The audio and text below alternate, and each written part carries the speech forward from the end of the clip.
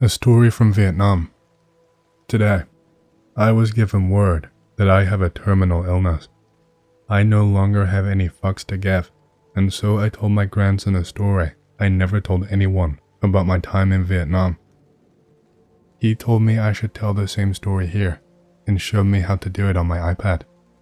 He also said that none of you are going to believe me, and that is okay. He does, which is all that matters. And I like the thought of getting this down somewhere before I go. In 1968, I was part of the 509th Radio Research Group. My unit and others were tasked with intercepting communications from the NVA. About 6 days before we got word that the enemy planned to attack the two hills and base at the same time to kick off the Battle of Khe Sanh, we got some radio chatter about a recon detachment that failed to respond after reporting a strange structure in the jungle. The structure was reported to be in an area about 25 clicks or so north of Lang Vei in the DMZ, very close to the border with Laos. Since it was in the DMZ, and we were the only ones in the air, my commanding officer, some ring knocker fresh out of school, did not have an issue sending a couple of us up in a Huey to get eyes on whatever structure they could have been talking about. There was not any structure on any of the land survey images that we had of the area. He must have been thinking Russia, and so was I, so I volunteered, having had enough of enemy comms to last a fucking lifetime.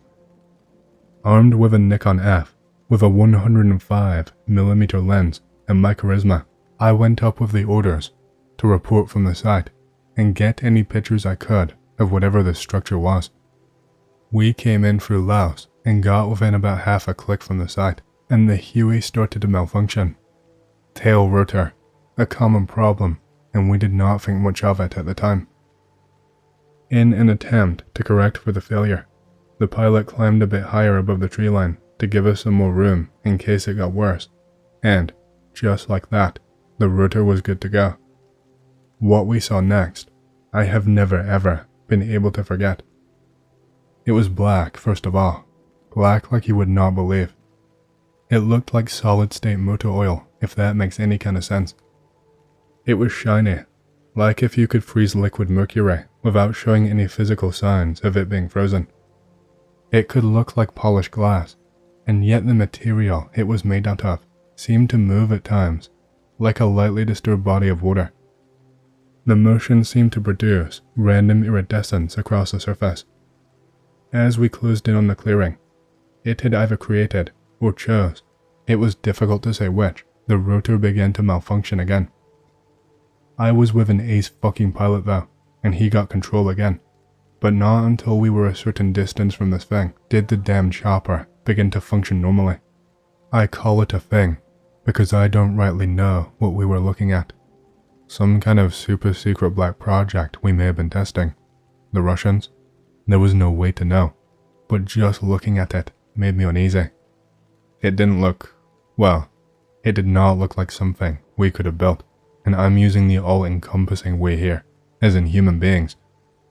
If there was a screw used to build the thing I saw that day, there were no signs at all on the outside. Anyway, once we got to a certain distance, I was able to radio back and give a sitrep. I was ordered to get my photos and get back to base. I damn near sprained my finger clicking that shutter button. Once I had a few rolls worth, I swapped film again and took a final few photos just for me, and it was a good thing I did too. Stowed that roll away in the lining of an unused pilot's helmet on the floor of the Huey and put in a fresh roll. As soon as we were skids down back at Khe Sanh, a security detail escorted us immediately to a room on base where we were aggressively debriefed, searched thoroughly, and made to sign NDAs stating we would never talk about what we saw out there or the debrief itself.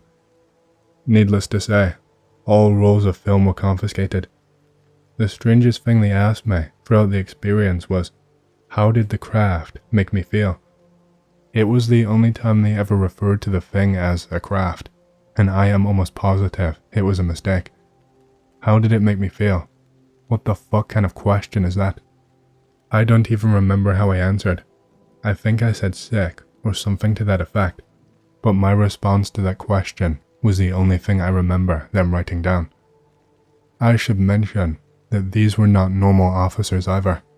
Black fatigues, no name badge or rank, no intros. It was the only time I ever experienced anything like it in all of my years of service. The next morning, I went to recover the roll of film from the Huey, and it was gone. Not the helmet and roll of film, the fucking helicopter. The entire helicopter had been decommissioned and put on a C-130.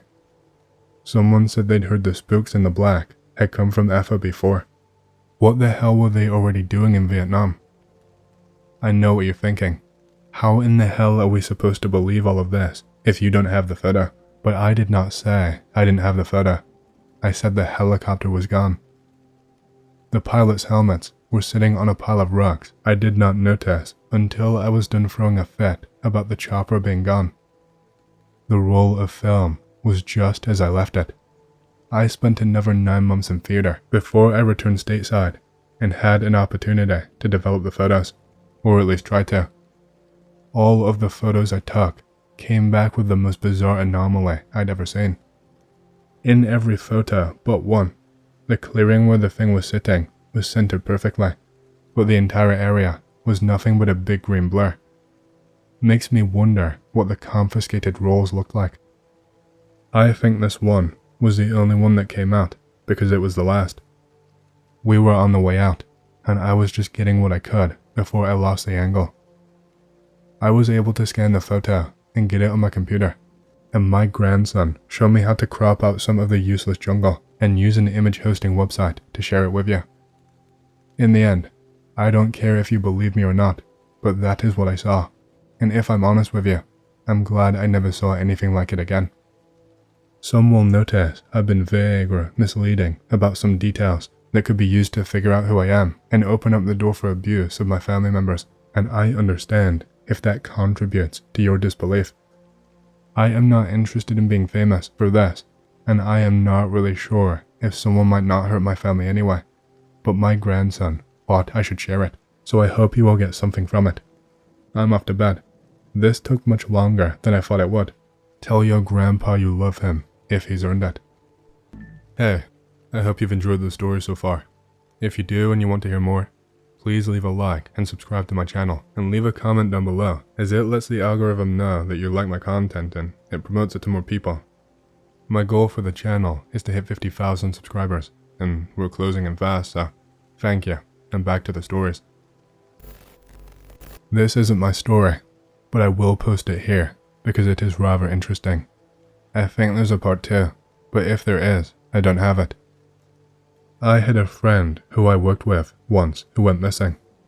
Some seriously weird shit went down beforehand. He was a grad student, an electrical engineer working with radio, a real goddamn genius. One day, he came to me all excited, saying he'd found a new way to propagate energy through space, something better than radio. He explained some of it to me, but it went far over my head. He told me to see his lab once, sometime later, after he'd been working at his theories for a while. He had all this equipment set up, huge transmitting amplifiers, complicated antennas made of shiny copper. He gave a demonstration, sent some Morse code from one side of the lab to the other. This was all good.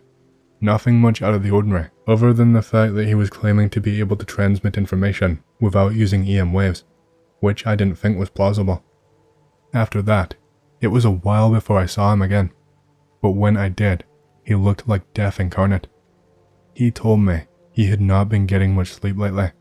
He had been plagued with nightmares and night terrors. He said, even in waking life, he felt like he was being watched, like something was keeping an eye on him. I laughed it off, told him to get some sleep, and jokingly said that those rays he was working with were probably frying his nuts. He did not laugh. The next time I saw him, he was like a completely different person. He had lost his girlfriend.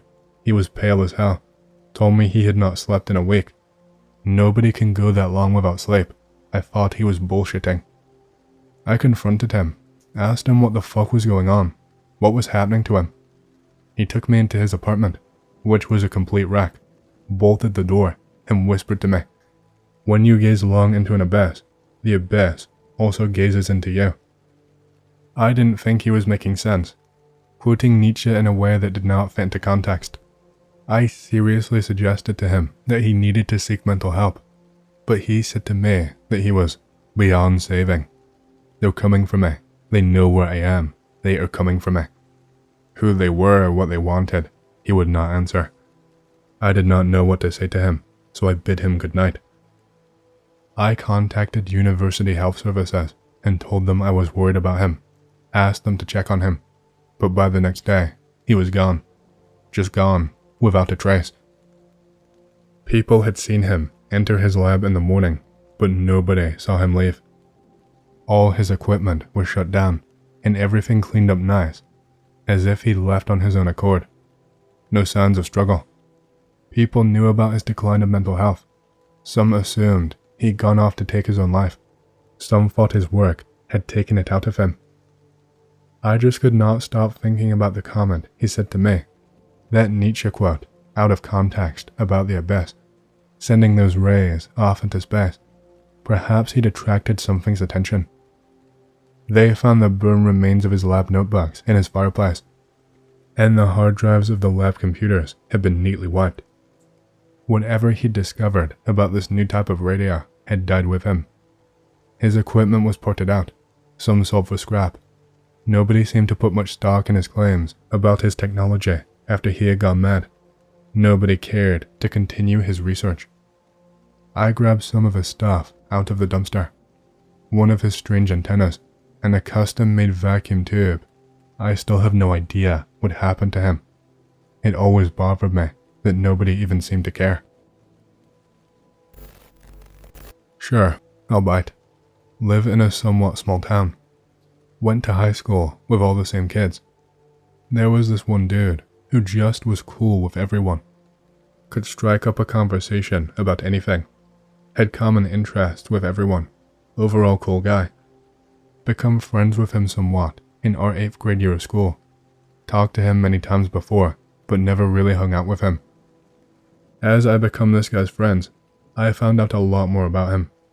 He is kind of like a mobster mixed with Charles Manson. If he has a problem with someone, he won't bat an eyelash at beating them. If he wanted something to be done, he could talk people into doing it. Very fucking strange for an 8th grader. Fast forward to 11th grade. Chilling with guy outside in the parking lot at the local hangout spot. People are acting idiots and drinking. Someone hits Buddy's car. Buddy just gets out of the car, walks over to where the one guy parked, and gets his tag number. You get that to call the cops in case he runs. Nah, I'm gonna deal with it. Okay. Guy that hit his car comes to the school in his father's truck. Say someone slashed his tires, cut all the wires under his hood, smashed all the windows, and beat up the body pretty badly. Okay.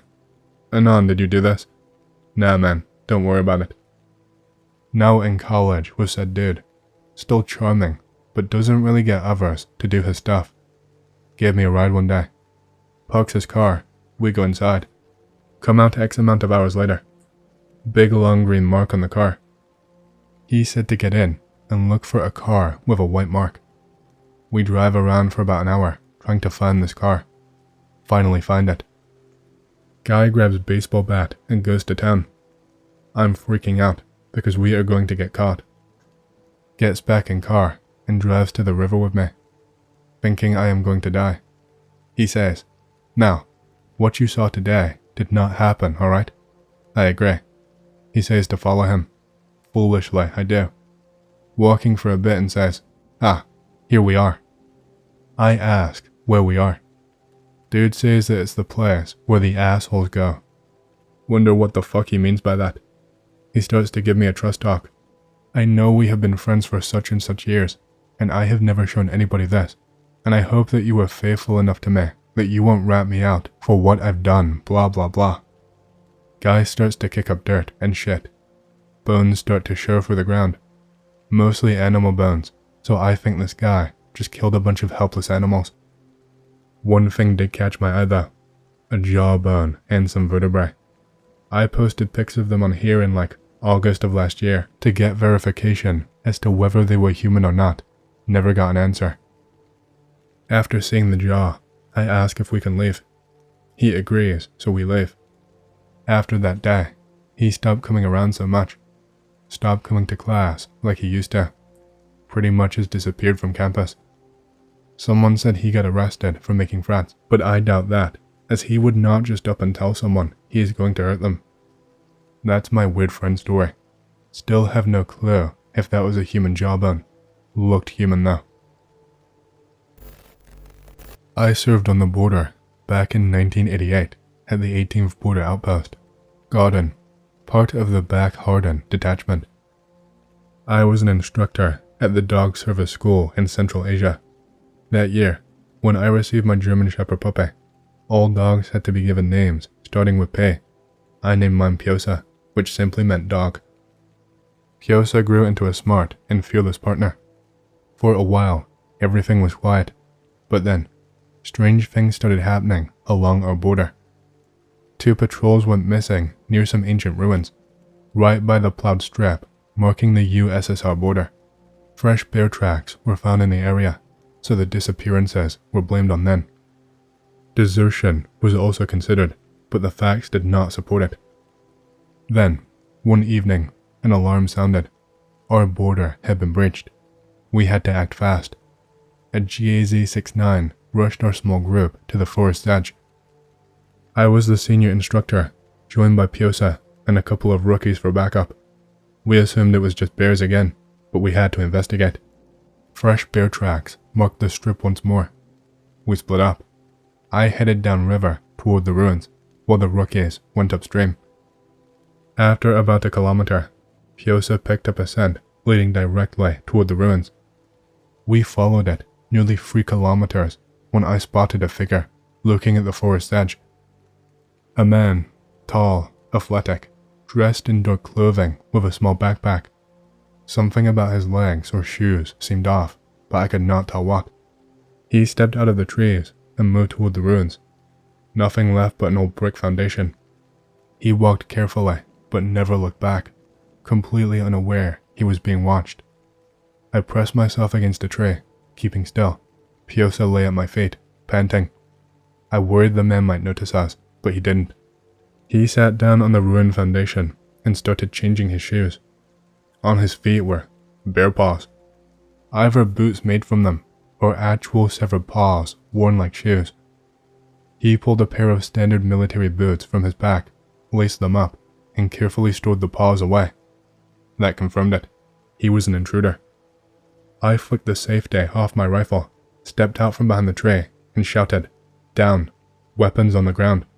I never even saw how he got his gun out, just heard the shots. He fired from the hip.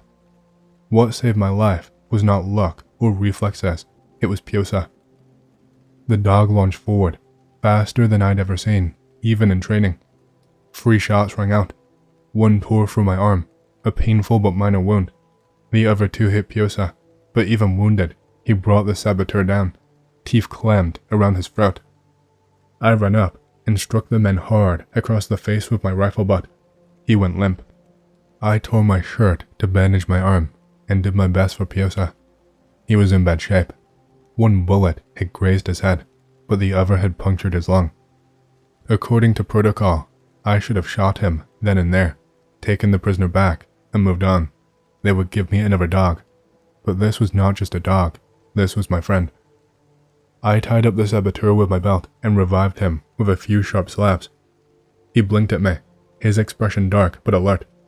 "American?" I asked. "Yeah, Mexican. Fuck you," he spat. His Russian was flawless. Then, suddenly, his face drained of color. "Time," he blurted. "What? You knocked me out. How long was I out? What time is it?" He wasn't just shouting, he was nearly hysterical. Playing games? Suffering a concussion. Midnight, I guess. Why? Midnight. Damn it. I should have been in the city by now, you idiot. We have to go. Now. I frowned. Relax. I'm not leaving without my dog. I will figure out how to carry him. Then we'll move. There is no rush. We are only 4 kilometers away from the outpost. He stared at me like I was insane. You really don't get it, do you? Even the shamans won't come here at night. Do you even know where we are? Some old ruins, so what? Ruins? Just ruins. You don't understand. If we don't leave now, we won't be leaving at all. Not me, not you, not your damn dog. Just like your missing patrols. They tracked me and camped here overnight. Now they've gone. They took them. We have to go. His terror was real. Spies are trained to lie, but you can't fake the raw fear of a hunted animal. He was terrified, not of me, not of capture, but of whatever was out here. I tried to lift Piosa onto my shoulders, but I was too weak from blood loss. I could not carry both him and my prisoner. Cut the belt, the man said, and hand you a gun while I'm at it. Cut the belt, he repeated, spitting out each word. I will carry the dog. I had no choice. Piosa needed urgent care. I cut the belt with my bayonet. The man carefully lifted Piosa onto his shoulders and started toward the forest. If you try anything, I will shoot you, I warned. Yeah, I got that, he muttered. You're already breaking every damn rule. You should be watching me, not hauling around a dog. You know how many regulations you're violating. Mind your own business. The air grew colder as we walked. The night felt wrong. Piosa whined, almost howling, and I assumed it was the pain. Then I heard it. Singing. A mournful chorus of voices, wordless but hypnotic. It made me want to stop, to listen, to stay forever. I shook my head violently and snapped out of it. John was already running. I did not call out. I just ran too. We made it back. Piosa got his surgery. The higher-ups even praised us, before quietly discharging both me and the dog. At 45, I was out, with a pension barely worth mentioning. Years passed. I moved to Moscow, married, worked security. Piosa, now old, stayed with me. And John? He cooperated, worked with counterintelligence, and later retired to run a veterinary clinic. Yeah, really. We met once, grabbed a beer, reminisced. I wanted to ask him about the ruins. Instead, I blurted, "Hot day today." "Yeah, about 45 degrees," he said. "Maybe global warming isn't so bad." We laughed, as if something stopped us from talking about it. For years, I've thought about that night, and now, I've finally decided. I'm going back. I'll pitch a tent in those ruins and stay there all night. I have to know, otherwise I will never have peace. I have a semi-story. Don't think it's that scary, just weird. Be 18. Be on school break. Mom goes to a conference for a week, so I'm home alone in my unit, playing Vidya. Power goes on and off intermittently. This isn't an unusual thing. The electrical infrastructure in my area has not been updated since the 60s, so a bat hitting the power lines is enough to cause a 1-minute blackout. During one of these blackouts, go for a smoke and notice I'm the only house affected. Check fuse box. Mains have been manually switched off. Unit is tiny, doors locked, and no place for a killer to hide, so I shrug it off and assume my fuse box is broken. Continue on with night. 10 p.m. rolls around. Get phone call from mates, asking if they can come around and chill. 10:30 rolls around, and just as they arrive, power goes out. We go and smoke in backyard until power comes back on. My room has a window facing backyard. Friend checks to see if light is still on. Is black, so not sure if he goes pale, but is visibly frightened. Apparently saw a face in the corner of the window. 2 of my other friends call bullshit, but we investigate. Black guy stays outside while we go in and use our phone torches. Light comes back on as we enter house. Sit in room and drink and play Vidya. Next smoke break comes, so we all shuffle outside. Power out again. Go back in, and our empty cans are now stacked into a pyramid. Ended up throwing salt around the house while yelling lines from my mom's pocket Bible. This is the start of a couple of weird events, so I shall continue. After salt throwing, we assume Ghost is gone. Stay up until 1 a.m. Power still goes out, but our cans don't get moved around while we smoke, so that's a plus. Go to bed, and don't die or have weird dreams, so double plus. 2 days later, same mates and some girls decide to do some skinny dipping at the local beach. Wait till night so we don't get caught. Goes well. Halfway back home, realize my wallet has fallen out of my pocket while stripping. I head back, tide is in, so no hope of ever finding it again. Get home, have shower, towel off, and throw myself in bed. Feel a hard weight object under sheets. It's my fucking wallet. Say thank you to my roof. Power browns out for 5 seconds. Go to sleep. Final story of me and Brownout Ghost. Day before Mom gets back. Brownout Ghost has gone more or less quiet since the wallet incident. Playing Vidya and drinking by myself when I hear a crash at my screen door. Go and check it out. Originally thought it was nothing due to it being night and dark. Hear rustling on doorstep. Shine light at rustling and it's a fucking crow staring back at me. Starts tapping on door like it's a goddamn woman wanting to tell me about Jesus. Worried my dog might hear it and eat it, so I let it in. Doesn't fly in, just hops up the steps and wanders around my house for 15 minutes before making itself at home on my kitchen bench. Read somewhere that they like bread soaked in milk, so I get a plate and make some. Leave the crow and bread on the kitchen bench and go back to my room and play Vidya. After a while, bird comes into my room and watches. It's about 2 a.m. Tell the bird that I'm tired and going to go to bed, so I will let it out. Open the door for the bird and watch it hop along and then take off into the darkness. Never had a brownout as weird as that week since. That crow was a bro. Okay, so I will post on X. I used to be a 911 dispatcher in a small rural county in northern West Virginia. It involves sitting in a room locked by a magnet, which is in a little building connected to the county courthouse. By law, I was not allowed to leave without being charged with abandonment of my post or whatever. I sat in a chair, answered 911 calls / sheriff's department calls, talked on a radio, worked a computer, etc., etc. The surveillance cameras for the entire courthouse, as well as cameras that looked outside in the parking lot, main street, etc., were in the office. Midnights were from 12 a.m. to 8 a.m., and at that time on a weekday in a small town, the downtown area is empty except for me sitting in my little room. There was nobody there, really, except maybe some cleaning staff who stayed late, but all were gone by around 1 a.m. So, I'm sitting there one slow night, messing around on my laptop, and I get bored and decide to play with the cameras, which were the 360-degree black ball cameras you would normally say. There is an old maintenance / steam tunnel that runs under the building, but it is not used anymore, but due to some break-ins from the outside, had a camera in it. It was the beginning of shit. There was a janitor in the courthouse, so I followed him with the camera and shit, messing around. The cameras were in night vision, so everything had a green tint, but in the steam tunnel, I saw the camera shake, like it had been hit with wind or something, and I saw the door to the front of the courthouse, on my camera, bounce like a gust of wind had blown against it. I thought this was weird, but blew it off, and went back to looking for the janitor working in the courthouse, but he was gone. The lights were still on in the office he was working in, but he was gone. It was at this time that the elevator that leads up to the second floor, where I worked, kicked on. These aren't ordinary elevators. You need a key code to get into the elevator, and then you need a key to get to the floor that you want to go to.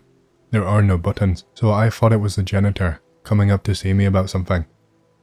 As it reached my floor from the basement floor where you get on, the doors opened and it was empty. This scared me. That elevator does not move on its own. It never has, and it's impossible for anyone to move it, because all the main controls for it were in my office, and I definitely had not hit any buttons for it. I hear a knock on the door of the office, and I pop the lock and open it. The janitor is standing there, white as a ghost, and he walks into the dispatch room, a crime, and closes the door behind him. He knows he is not supposed to do this, but he really did not look like he gave a fuck. I asked him basically, what the fuck are you doing, man? And he looks at me and asks me, did you see that? I of course ask what. He replies, the doors down there, in the courthouse, they moved and I felt something go past me, like someone running really fast, headed toward the elevator. When I heard the elevator move, I knew something was up, so I booked it. Paraphrasing. He was very upset, and I told him about the elevator moving up to my floor by itself, and he about died on the spot. He resigned the next day after working there for 20-some years. When I told my boss about this, he said, "Yeah, this used to be the county jail. You know, some guy hung himself in that storage room right beside your office when it was a cell." I thought, holy fucking shit. I have to sit in this haunted courthouse to do my job, and I hated it. I spent the rest of my time there, looking over my shoulder, and trying to never look at the cameras unless I had to. Lots of scary stories came from there, including a lot of ghost calls, which are calls that originate and end immediately, but in a 911 center, the phone never stops ringing until you pick it up. If you call 911 and hang up, the phones on their end will just ring and ring and ring until they answer.